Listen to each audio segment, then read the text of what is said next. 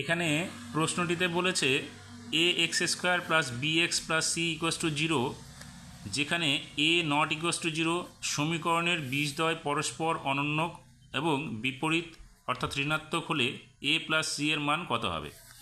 আমরা এখানে ধরে নিচ্ছি প্রথম বীজটা যদি আলফা হয় তাহলে পরের বীজটা কী হবে, অনন্যক হবে অর্থাৎ 1/আলফা, কিন্তু এটা কী হবে ঋণাত্মক বলেছে, তাহলে এখানে হবে -1/আলফা। তাহলে আমরা বীজদ্বয়ের গুণফল কী করতে পারি, আলফা ইন্টু 1/আলফা অর্থাৎ এখানে মাইনাস হবে, ইকুয়াস টু কী হবে, আমরা জানি বীজদ্বয়ের গুণফল কি ধ্রুবক পদ বাই এক্স স্কোয়ারের সহগ। তাহলে এখানে ধ্রুবক পদ কত হচ্ছে সি, আমরা সি লিখবো, আর নিচে এক্স স্কোয়ারের সহগ মানে এখানে কত হচ্ছে এ হবে। অর্থাৎ এখানে আলফা আলফা কেটে গেলে আমরা কি পাচ্ছি -1 ইকুয়াস টু সি বাই এ, বা সি ইকুয়াস টু কী হবে -a হয়ে যাবে।